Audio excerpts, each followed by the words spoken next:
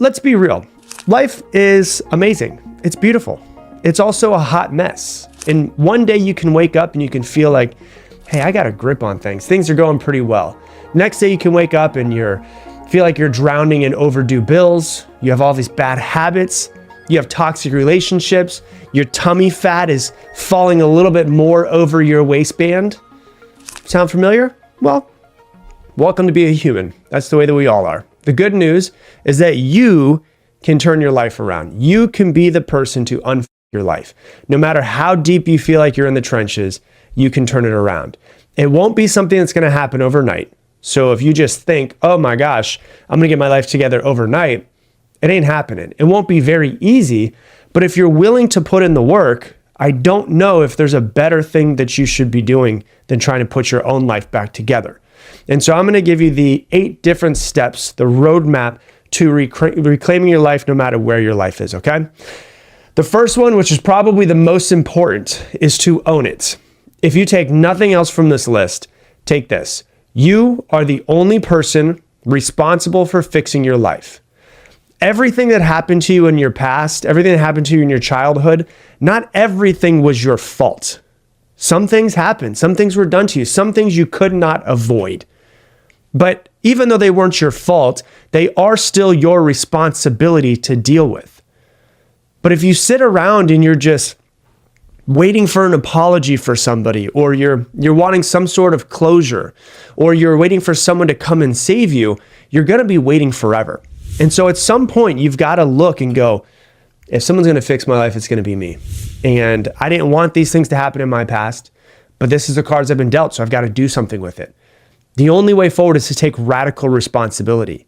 You know, I realized this when I was 19, 20 years old, first getting into personal development, and I wanted to hold resentment towards my dad, who, you know, was an alcoholic when I was a child, who passed away when I was 15 from liver failure from being an alcoholic. And I wanted to be mad at him the rest of my life. But then I realized that happened. That's not my fault. The way that my dad was not my fault, but it was the life I was given. It is my responsibility to deal with. And if I just decide that I want to hold a grudge to someone my entire life, it's just going to hold me back. And so you have to stop playing the blame game at some point. Yes, your parents might have screwed up. Yeah, your ex might have been toxic. Yes, your life may have been unfair. But the longer that you point fingers at other people, the longer that you're going to stay stuck. And so what you need to do is take an honest inventory of your entire life. Where do you need to make changes? Where are you slacking in your life? Where are you self-sabotaging? Write all of them down. Take like a real account of what's going on in your life. If you can't fix something, then you've got to figure out some sort of way to change whatever it is. If you can't fix a relationship, you got to change a relationship. If you can't fix another person, you got to change a person. Right? And so you have to figure out some sort of way to get everything back on track that's not on track right now. Focus on what you can control is important. You can't control the past, but you can control the actions that you take right now today. And so what I want you to do is I want you to write down every area of your life that feels like it's out of control. For some of you listening, it might be 1. For some of you listening, it might be 10. Write down every single one of them. And instead of writing excuses down or continuing to believe excuses, just write down one small action that you can take to start fixing each one of those. So that's the first thing, is you've got to own it, okay? And we will be right back. Hey, I want to interrupt today's episode to tell you about my sponsor. It is me, myself. If you didn't know, I obviously have some coaching programs outside of the podcast to help you learn and grow and become a better version of yourself. Step-by-step programs and processes to help you become better in your life and create the life that you want. If you want to learn more about it, you can go to coachwithrob.com. Once again, coachwithrob.com. Check it out. And let's get back to the episode. The second thing is you've got to cut the toxicity. You've heard me talk about this before, but your life is a direct reflection of who and what you tolerate. If you're surrounded by negativity and drama and self-destructive habits, it will make moving forward in your life incredibly hard. I really want to say this, and I really want this to hit home with you. Don't underestimate how much all of the toxicity around you can hold you down. It's like life is hard enough. Trying to get to your goal and create the life that you want and run this marathon of life and get to quote unquote success, whatever successful life means to you, it's hard enough. But if your environment is pulling you down, it just makes it so much harder. It's like trying to run with a backpack that's full of 100 pounds weights. It's gonna be harder. Sometimes you just gotta let go of the weights. And so take a look at a few different things. Number one, the people around you. If someone's constantly draining your energy, they disrespect you, they make you feel like they don't deserve access to you. And so set some boundaries, cut them off if it's necessary. Second thing to look at is your habits. The things that you do on a daily basis shape your future. The actions that you take will become the results in the future that you have.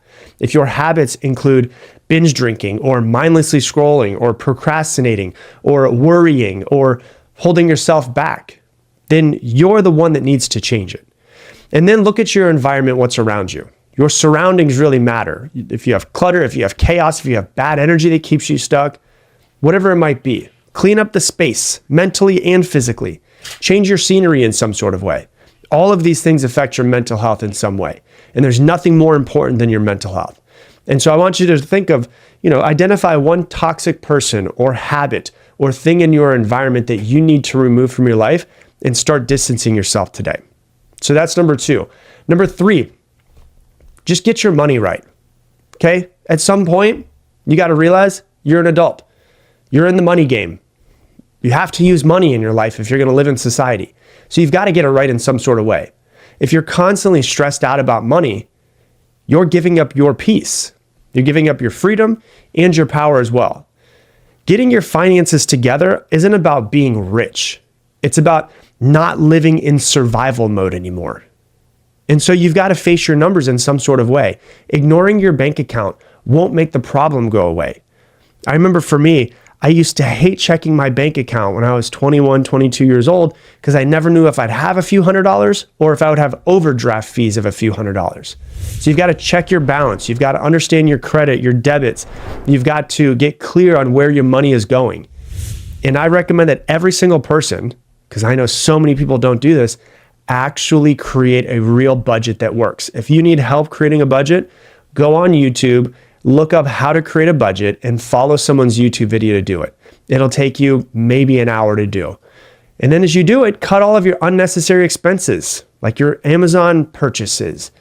But, leave some room for joy, going out and doing some fun things, but make a plan. Make some sort of plan for you to build wealth in your life. Even if it's just saving like $5 a week or starting a side hustle, you have to start somewhere. The thing that I realized when I was younger is that money is a game. It really is. And you're in the money game. If you're going to live in society, you're in the money game, whether you want to be in it or not. And so if you're like, I don't like the way that society is, I don't like money, I don't like greed, all of this stuff, unless you're going to go live in a forest, you're in the game. So you might as well learn how to play the game. You might as well learn the rules. Will it require time and energy? Yes. But will it save you so much time, money, and energy to learn the game? Absolutely. And so you've got to understand that. Whether you want to be in the game or not, you're in it. So you can either decide that you can just remain ignorant to the fact that you don't understand how money works, or you can go, you know what? I'm in this game. I need to figure it out. And if you do that and you start learning about it, you realize it's really not that complex. You might go, well, I might need to change my job. I might need to make a budget. I might need to do this. I might need to do that. And so the action step I want to give you from this is to make some form of a budget. You'd be so surprised where your money is going if you think that you have none. I remember when Laura and I first started dating, 11 years ago at this point. She had a job. She moved up to Austin from San Antonio. I was up in Austin. And she had a job for probably about 9 months. And she's like, I have no money. She kept saying that. And I was like, well, okay, like how much money do you make every other week? She told me how much money she makes every other week. I said, okay, well, like how much do you have that goes to rent? How much do you have that goes to your phone, to your car, to your insurance? And I added it all up. This is a true story. Add it all up and I go, because I'm a big numbers person. She's not as much of a numbers person as I am. I go, Lauren, there's $500 that you're making that's not accounted for. Like, where's the other $500 going? And she's like, there's no way there's $500. I'm like, I'm literally looking at there's $500 a month that you have extra after your bills that's coming in from your paycheck after taxes. She's like, there's definitely not. And I said, okay, well then let's do the hard thing. Do you want to go ahead and print out the last 3 months of your debit card, and you and I can literally go through every single one of them? I can categorize them for you and we can figure out where the money's going. She's like, sure, because I'm going to show you there's not $500 extra. I was like, all right, cool. And so we did it. It took us a couple hours to do. We categorized every single thing that she went through. Ended up finding out where the $500 a month was going to. Do you want to know where? Target. Because she would just walk into Target and just randomly buy. And that's what Target's made for, right? And so she was like, I'm just going to stop going to Target. She stopped going to Target and she was able to start saving money because magically she had $500 more in her bank account every single month. And so I recommend that you do that because you'd be surprised where all of the different holes in your bucket are leaking out to. Okay, so that's number 3. Number 4, move your body more, even when you don't feel like it. Your body is the only home that you'll ever have. If you neglect it, it will fall apart. It might not fall apart today or tomorrow, but it will fall apart. Stop acting like it won't. Exercise isn't about just looking good. It's about taking care of the place that you live. Take care of your mental clarity, your discipline, your longevity, all of that. So find some sort of movement or workout that you enjoy. You don't have to go in and just like lift heavy weights. You can lift weights if you want to. You can go walking, you can go running, you can do yoga, you could do dancing, you could do primal movements. Just do some form of movement. Stop waiting for motivation to come through before you start moving your body because you won't always feel like it. But you're going to need to do it anyways. And if you do find something that you enjoy, you're more likely to do it than something that you don't enjoy. And you can just start small. Even if it's just 10 minutes a day can make a huge difference because so many of us are just sitting all day long. Your body was made to move. If you go back 100,000 years to our ancestors, they weren't just sitting down all day long. They were moving, they were doing things. Your body's made to do that. Move in some sort of way. And so the action step I want to give you from this is choose one form of movement and commit to doing it for at least 10 minutes every day this week. Sound good? That's number 4. Number 5, clean up your diet. Please clean up your diet. Your diet directly affects your energy, your mood, your focus, how you treat yourself, how you treat people around you. And food is either your medicine or it's your poison. And if you eat like you're going to feel like And food is another thing, just like money, that I had to figure out. I had to start reading about it. I had to start learning about it so that I could understand, okay, well, I can't escape the money game, so I might as well learn about it. I can't escape the diet game and this body game, so I might as well learn about it. Might as well learn what it looks like and what my nutrition should be and what I should eat and what I shouldn't eat. Maybe I should learn how to read labels. And so simple things are like hydrate more often. It's crazy to me how few people are hydrated in this world. Like most people walk around dehydrated and mistake their thirst for hunger. So many people have headaches all day long and they're just dehydrated. So many people have soreness and sore muscles and cramps and they're just dehydrated. Just drink more water, please. Drink half of your body weight in ounces every single day. Okay. Also, what I would recommend, prioritize protein and real food. So try to have less processed garbage and more whole foods in some sort of way. General rule of thumb that I live off of, if it doesn't go in the fridge or it doesn't go bad out of the fridge within a couple of days, I don't eat it. That's just going to help you stay away from processed food. So once again, if it goes in the fridge, usually pretty good. If it goes bad outside of the fridge within a couple of days, usually pretty good. If I can put it in my pantry and it's good for the next 6 months, not good, right? So that's just a general rule of thumb. And so just start making small, sustainable swaps. Instead of soda, drink water. Instead of chips, grab some fruit, grab some nuts in some sort of way. And so choose one unhealthy habit that you have and replace it with a better one this week. Okay, that's number 5. Number 6, stop wasting your time on that doesn't matter. If you feel like you don't have time, track where your hours go. You'll be shocked. The same way that if you do a budget on your money, if you do a budget on your time, you'd be so surprised how much time you waste on stuff that doesn't matter. Do you do doom scrolling? We'll cut it in half. Do you do Netflix marathons? Limit it to your weekends. Do you say yes to everything and everybody because you're a people pleaser? Start saying no. Do you find a lot of the time you're stuck not doing something because you're worrying too much? Figure out a way to worry less. You know, if you won't remember it in 5 years, don't spend more than 5 minutes worrying about it. Do you ruminate too much in the past? Well, have you figured out a way to change the past yet? No? How's that working for you? Oh, it doesn't fix anything. Interesting. So what I would recommend is that you audit your time for an entire day. What am I doing here? What am I doing here? What am I doing here? Have an alarm go off on your phone every single hour and say, what did I just do for the hour? You'd be really, really interested and surprised by where your time goes. Most people think they don't have enough time. It's that most people don't use their time correctly. So that's number 6. Number 7, start building a life that you get excited to wake up to. Existing isn't the same as living. If your days feel like a chore, if it feels like a lot to get up and to do something and to take yourself to do what you need to do to live your life, something needs to change. What excites you? Figure it out. Make a list. Do more of that. What drains you?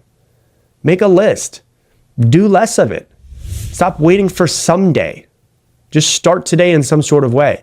And so write down something that excites you, something that you've been wanting to do for a while. Write down one goal or dream that you've been putting off, and then just take some baby step towards the future. Life is so much more exciting when you have something coming up in the future that you're working towards, or that you have a vacation or a hobby that you're coming up. And so that's what I'd recommend is figure out something that you can do that's coming up down the line that you can have that excites you. So that's number 7. And number 8, get out of your comfort zone more often. Growth is uncomfortable. If you avoid discomfort, you will avoid growing. Feel the fear and do it anyways. Push past your limits. You're capable of way more than you think. Stop running from the hard things.